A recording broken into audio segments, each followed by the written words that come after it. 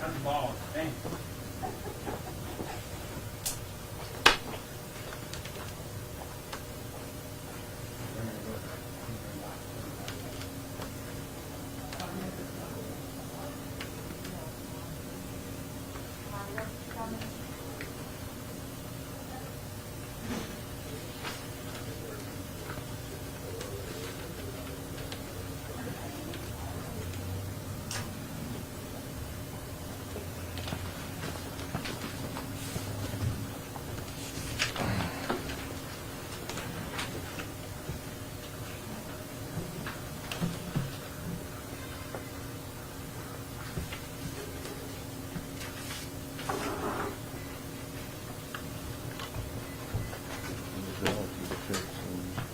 Hmm?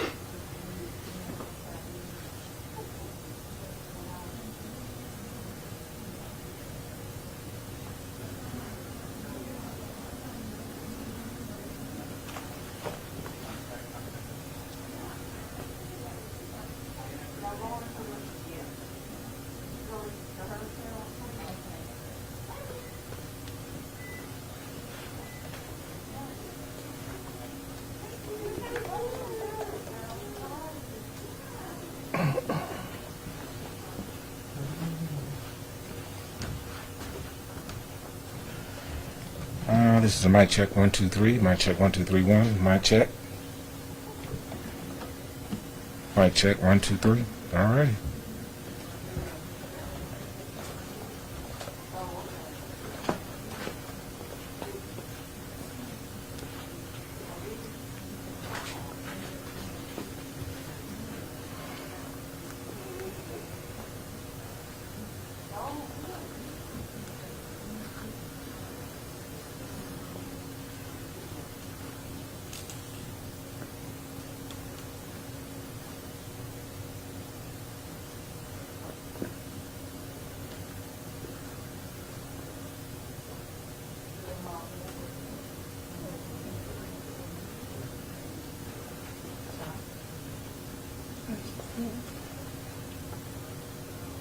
Do you happen to know the username and password for your guest Wi-Fi?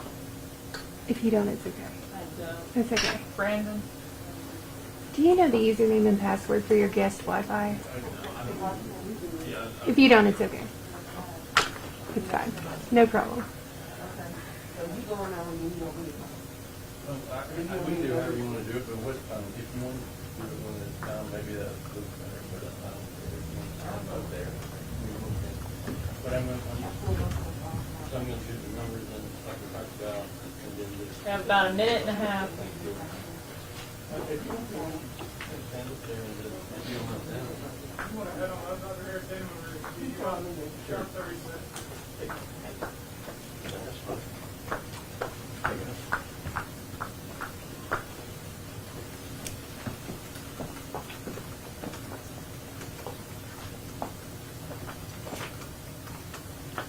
About 1 minute.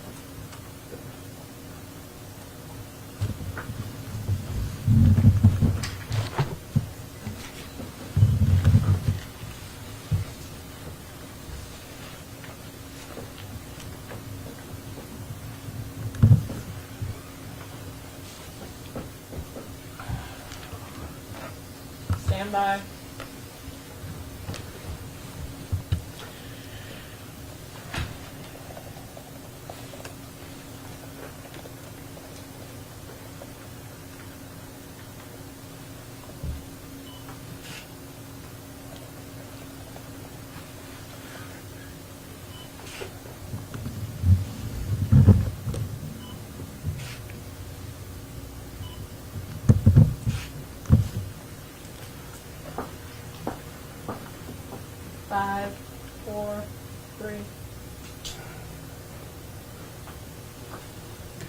Hey, good morning, everyone.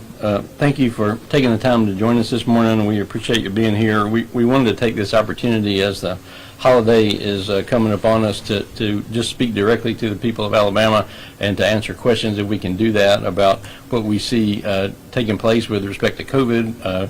We wanted particularly to let you know what our concerns were about the upcoming holiday, given the numbers that we're having in the state.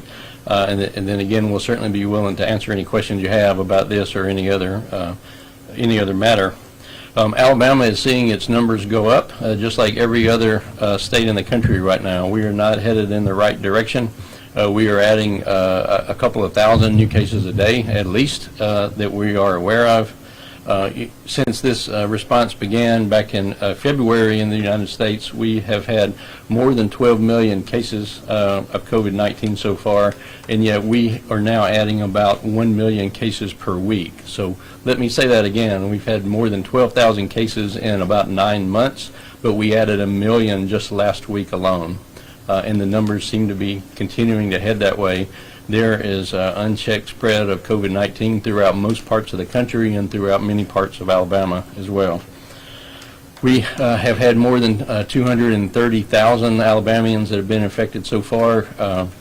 I always want to remind you that those are not numbers of positive tests. Those are unique individuals, more than 230,000. So somewhere around 4% of our state has been infected so far. We have had hospitalization numbers that have been steadily increasing now for about 6 weeks. We have more than 1,300 inpatients a day on any given day. These are the highest numbers that we have seen since back in July, when we were really at maximum capacity.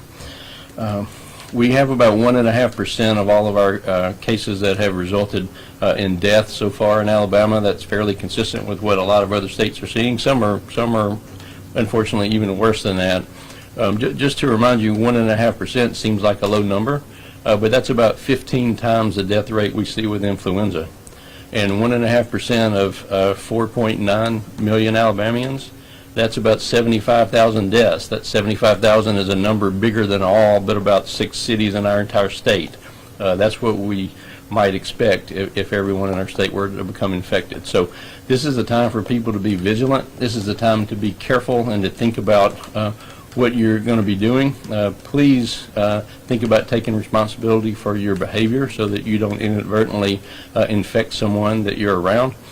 Holiday times are difficult because we all want to be together with our family. I want to be together with my family. But we have made a determination that we can't have the normal kind of Thanksgiving we would do that involves people from different states and multiple generations all getting it together in the house for a day or two.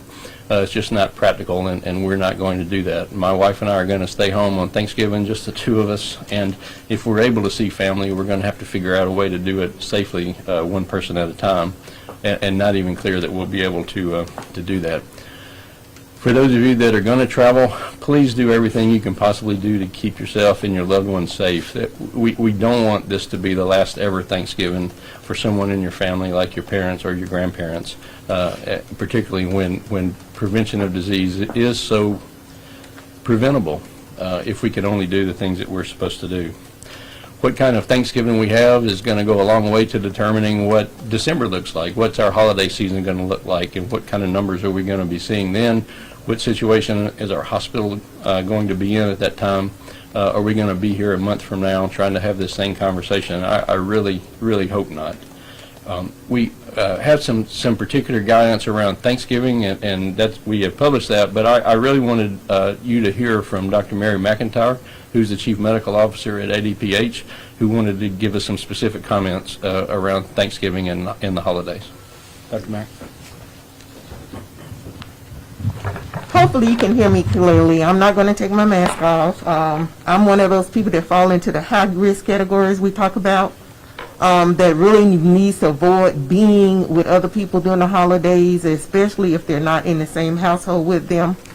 I've shared information with my family and friends, and also with my church pastor, to make sure that we understand what are things that we can do to protect ourselves. So I'm just going to share with you what I shared with the pastor, and he announced on Sunday, and it's specifically dealing with what my plans are for the holidays. Normally, everybody comes to my house. A normal Thanksgiving for us is anywhere from 15 to 20 people, and that's within the house, and that doesn't include the ancillary friends that drop by to get a plate, okay?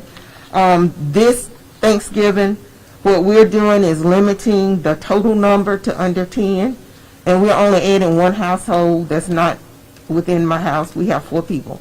We're adding 3 additional folks for a total of 7. And when that additional family, which consists of my son and his wife and his child, when they come through, they know that they have to have on a face covering. We have a thermoscan thermometer at the door that we check temperatures with, and there's hand sanitizer available when you enter the door.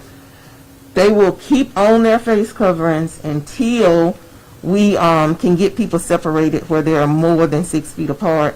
But we have the sitting arrangements where we will actually have our household that would live within the house 4, and another table set up for them with 3, but we can all see each other.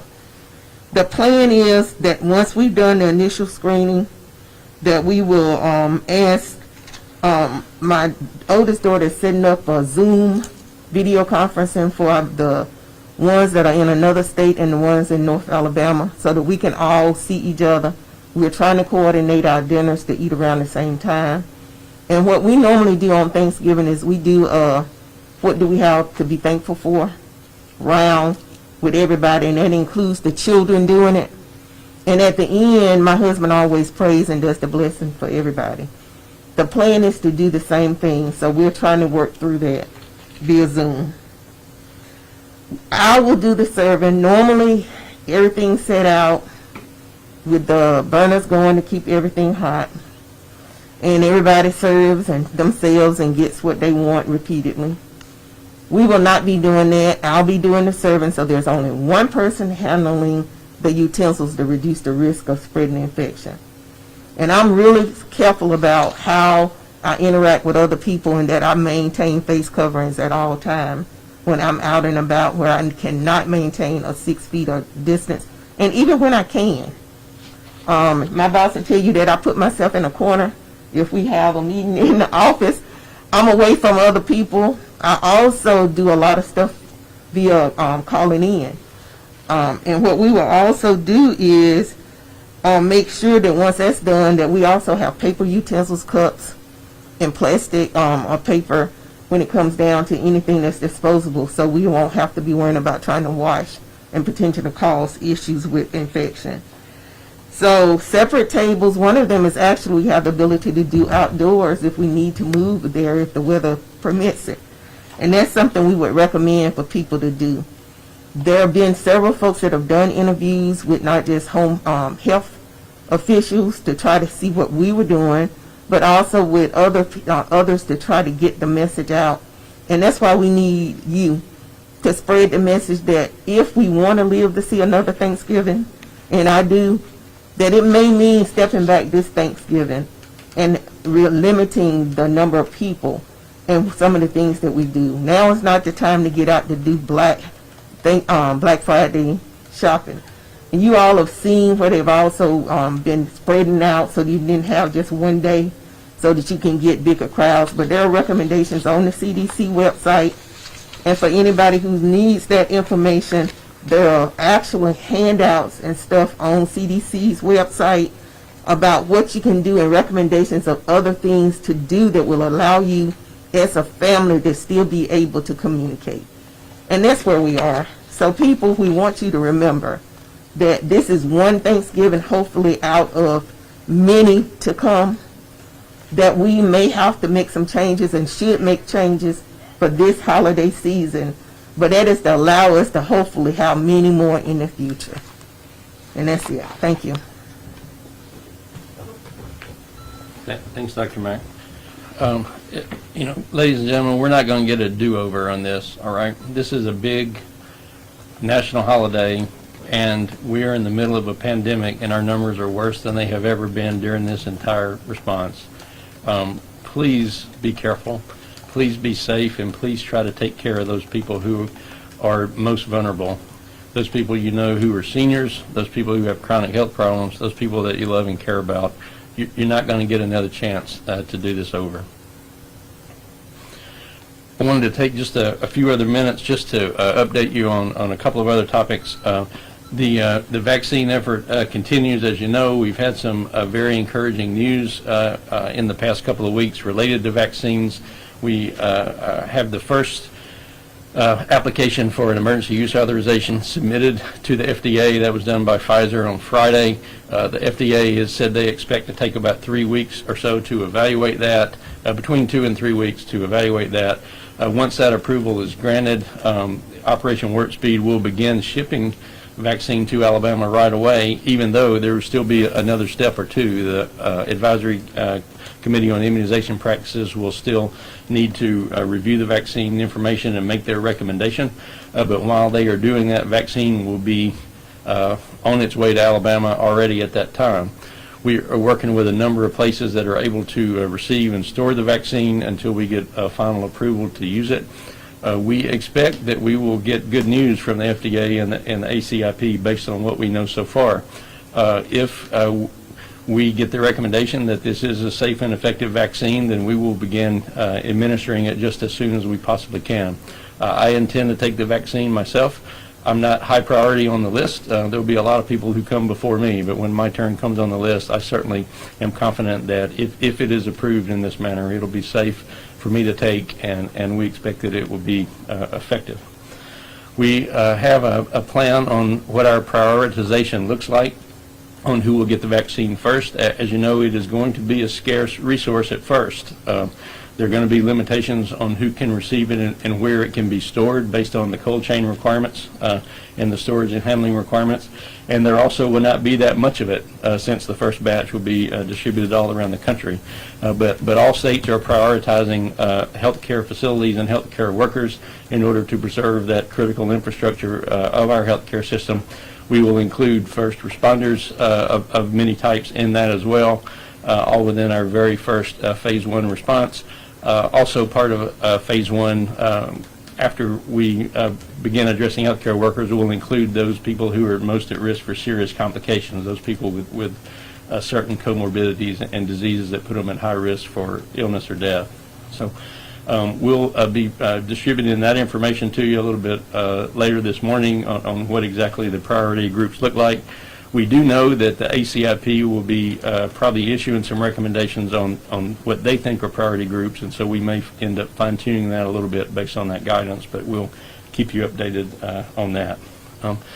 I also wanted to mention to you that we do have a therapeutic, a monoclonal antibody drug that we began receiving last week in Alabama, and that has started being distributed around the state. It is a drug from Eli Lilly, and you'll have to bear with me when I read it to you. It's bamlanivimab is the name of the drug. It was a drug that Eli Lilly produced, and then HHS bought up the first batch of that and is distributing that all over the country, much like the model we had with remdesivir back in May and June, if you remember that. We know that several hospitals have already begun using this drug, although it is designed for outpatients, but it tends to be administered in hospitals because it's an IV drug, and that's a place where people can go and get that. I know that it has been used here in Montgomery already, and apparently with good success. We expect that around 60 or so hospitals, let me make sure I got that number correct. I'm sorry, around 40 hospitals have placed orders and will be receiving that drug in the next 3 days or so. So that's all the prepared comments that I had, but be very happy to answer any questions. Please let me just close by reminding everyone, be safe. Please think about those people around you, those people that you care about. Please make sure that if you're going to do Thanksgiving in a group, that you do everything as safely as you possibly can. Thank you. Yeah, Kim. Dr. Harris, you talked about a mortality rate for COVID that's about 1.5, which most people might say, oh, that's pretty low. Can you discuss that mortality rate for older generations that might be present at Thanksgiving? Sure, that's a great point. So again, 1.5% mortality may sound pretty good, but not. First of all, not when you apply it to large populations of people, right? As I said, we have almost 5 million people in our state. losing 1.5% of our state would be 75,000 people, and that's just a number that's too big to imagine. But in people who are particularly at risk for serious disease, like seniors, the mortality rate is significantly higher than that. For people over 75 years of age, it's around 20% of mortality. So it's much more significant. When we think about a holiday situation and it's Thanksgiving and you've got multiple generations there and you have parents and grandparents, you're going to have some people who are just simply not going to do well should they happen to become infected. Yeah. Could you speak to any numbers that you've been given by the CDC as far as the number of vaccinations that we may receive, and any ethical conversations that you've all had to have with regard to what healthcare frontline workers qualify for this? Yeah, those are great questions. I will tell you a very preliminary number. CDC has done a calculation, and they're planning to make their allotment to each state on a per capita basis. So we had not known previously whether it was going to be pegged to, chronic disease rates or rates of seniors or numbers of healthcare workers, but in fact it's going to be a per capita rate. Alabama's first allotment has been very tentatively identified as being around 112,000 doses. That number is not a hard and fast number, and it could change. It could be significantly lower. In fact, depending on what kind of enrollment we see among providers, I don't think it's likely to be higher at this point. But what we do think is that after that first dose, Pfizer will continue to ship doses. They're probably going to be contacting us through HHS approximately weekly, trying to determine new allocations. I don't know whether subsequent allocations will be less than that, but I would expect they would not be as high as the first one right off the bat. But we also think that the Moderna product is going to follow close on the heels of Pfizer. We should have that very soon, and it's hoped that between those two vaccines manufacturers, there'll be around 40 million doses total that become available in the first month or two, something like that. In terms of how to prioritize the vaccine, it's been a very challenging issue. We have met with a number of groups. We've taken input from our stakeholder committee, which is around 50 or 60 different people that we've had calls with over the past couple of months. We have a proposal that we've circulated to the physicians on the governor's coronavirus task force to get their input. They were the same group that helped us making the ethical decisions around remdesivir as well. Essentially, we're trying to identify those healthcare workers that are most at risk for exposure. And so those workers who are known to be working with COVID-infected patients, those workers that are involved in procedures like aerosol generating procedures that put them at particularly high risk, those workers who are involved in mortuary work, which could put them at significantly higher risk than others. And then as we get more vaccine, we certainly recognize that we need to take care of all healthcare workers. Hospitals run not only with doctors and nurses, but they run with people in environmental services and people in the laboratory and people in the pharmacy and every other part of the hospital. So eventually we will try to get to all of those, but we're trying to prioritize those with frontline face-to-face contact that puts them at the highest risk. Yeah. Dr. Harris, what can you tell us about some of the unknowns about this vaccine, such as the length of effectiveness, and is it effective across all demographics in the same regards of the 90%? Yeah, those are questions that we just don't know for certain. In terms of the duration of effectiveness, it's certainly reasonable that it'll be effective for months and months. We don't know how much longer than that. As you know, there are some vaccines, like, for example, the measles vaccine, where 2 doses protect you for life in most cases. And then there are certainly other vaccines. Think of the whooping cough vaccine or the tetanus vaccine, where you have to get booster doses from time to time. Compare it to the flu shot, where because of mutations and because of duration of immunity, you need a shot annually, for influenza. So we just don't know what the duration of exposure is going to be in this particular case. And I'm sorry, remind me of your other question. Oh, yeah, right.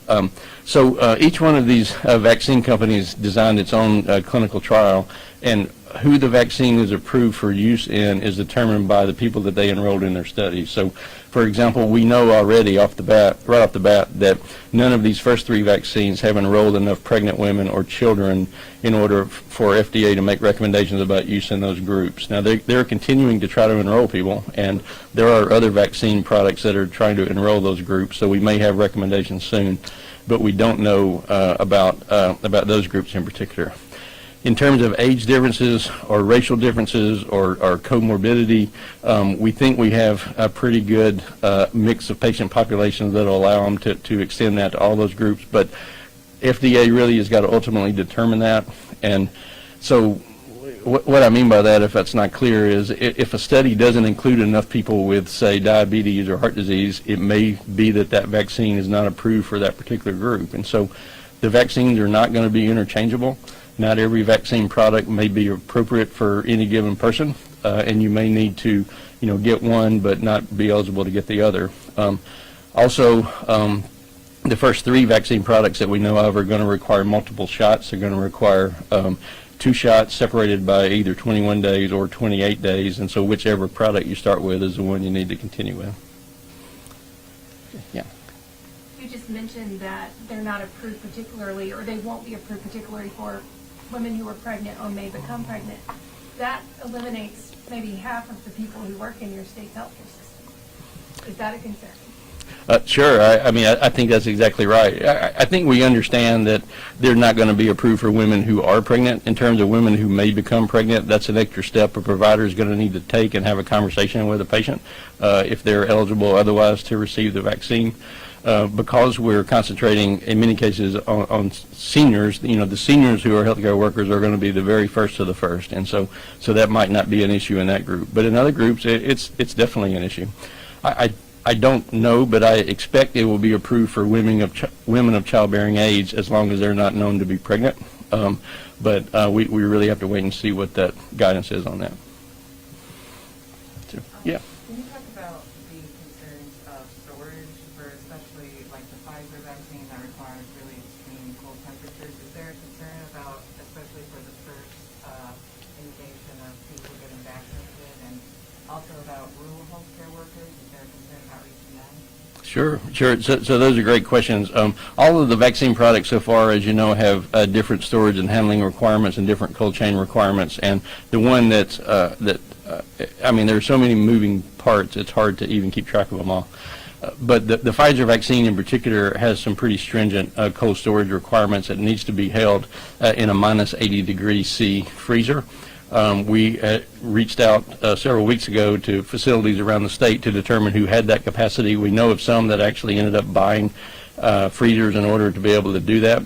It turns out that many of our hospitals, probably the majority of our hospitals, have the ability to store that, but there are some limitations around shipment sizes. Pfizer is only shipping in increments of 975 doses, and so receiving 975 doses at a time and trying to hold them at temperature and trying to use them in the appropriate amount of time is going to be challenging, particularly as we try to push that out to rural areas or push that out to smaller hospitals that may only have a couple of dozen people who will be eligible. We are working on that plan now. We continue to work with hospitals around doing that. We know there are others in our priority groups, like first responders, for example, who may not be or usually are not hospital employees directly, but there may be other healthcare workers in the community. There may be others who aren't directly healthcare workers, but may be at risk for exposure. And so all those are kind of moving parts that we're trying to juggle to figure out how to get this out. Once we get the Moderna vaccine, the Moderna vaccine can probably be held for an extended period in a routine refrigerator or routine refrigerator freezer, which is nice. The AstraZeneca product also has even better or even less stringent requirements in terms of storage and transport. So once we get those available, it'll be much more easier to ship. Yeah. Knowing that each vaccine has its own different, as you mentioned, categories that maybe it works better for or not, would you encourage people, if they fit the dynamics of any of these first phase groups, would you encourage them to wait to see if Alabama gets the next vaccine, or just take the one that you could get first? Yeah, I mean, I think the answer is always take the one that's appropriate to take, and you're going to have a discussion with your healthcare provider about that. It's really hard to make a, blanket statement, one-size-fits-all statement about that. Ultimately, taking a vaccine is something that's going to be administered to you by a healthcare provider, and that healthcare provider is the best source of information on that. Yeah. Oh, When we sorry. get through those first initial groups of healthcare providers, are there special concerns about getting the vaccine in rural areas where you don't have hospitals, you have high numbers of uninsured adults who may be particularly vulnerable for bad outcomes with COVID but don't have a doctor? Yeah, that's a major part of what our planning effort is. We certainly understand that not everybody has access to a hospital, not everybody has access to a doctor. We are in the process of recruiting many other types of providers, and including in non-traditional settings, to make sure that we have availability everywhere we need to have it.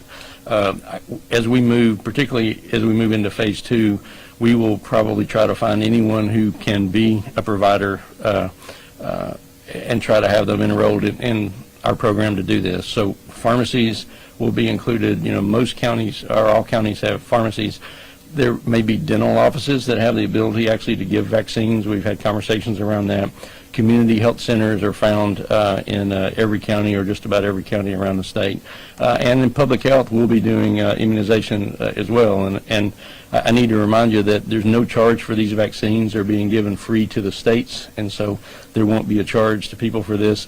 Providers are allowed to charge an administration fee if someone has the ability to pay that, or has insurance that covers that. But no one's going to be turned away because of ability to pay. Mike, did you?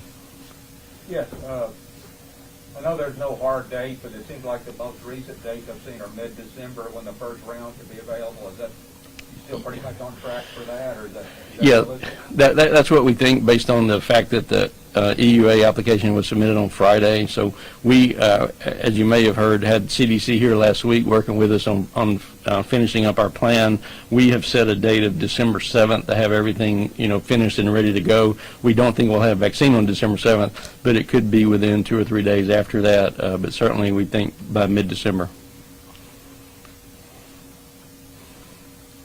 Okay. Anybody have anything else? Oh, I'm sorry. Dr. Hill, Hey, Brandon. realistically, can you speak to how long it would take to vaccinate up enough Alabamians for us to see a decline in numbers? I don't think we know that for certain. It certainly depends on the effectiveness of the vaccines, of course, and we're hearing that all three of the products so far have 90% or more effectiveness. The AstraZeneca, at least in one of its dosing regimens, has about 90% effectiveness. The higher the effectiveness, of course, the fewer number you actually have to reach. But I think our goal is to make sure we're protecting all those people who are most vulnerable. We want to interrupt disease transmission so that we don't see new cases, but more explicitly, we want to make sure the vulnerable people are protected. We want to, whatever the transmission rates are, we want to make sure we get this to every person who's vulnerable. So I think that's a good question to ask, but the answer is we're not going to know until it happens, probably. There's mathematical models about, what percentage of the population you need to get to, but ultimately we're going to try to get it to everybody that needs to receive it. In Alabama, if you look at the numbers of seniors we have and the number of people with chronic diseases, that's more than a third of our state. And then when you add, healthcare workers on top of that, a couple of 100,000 healthcare workers, that's another group that we want to make sure we get to. So we're going to continue immunizing until we get to everyone we need to get to, whatever our transmission numbers are. And can you speak to the upgrade to the GuideSafe app now that it allows integration with other states' information?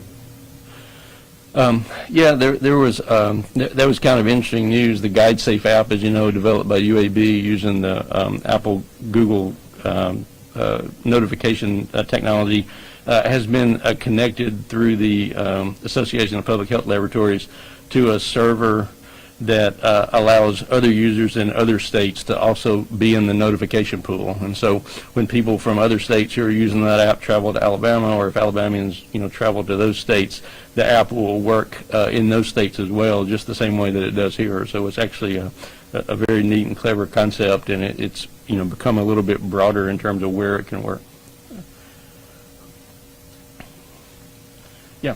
Last question for me. In terms of our numbers, you mentioned that we're seeing extremely high numbers. Knowing what we know about transmission rates, looking ahead to December, could you almost assume that what we're working with now is nearly baked in with regard to who's already got it, who may spread it this week, and so forth?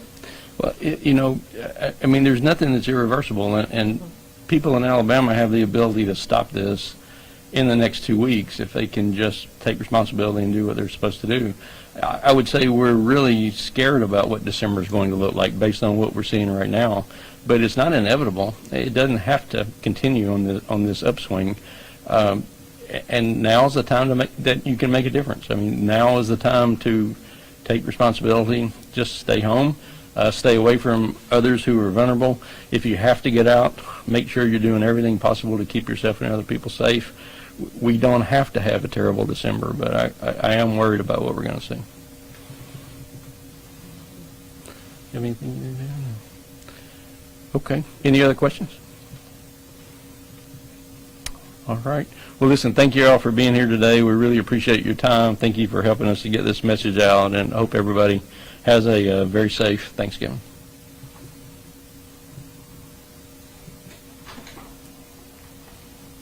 You're clear. Thank you. All right, thanks. Okay, you're welcome. I'll go send more info out.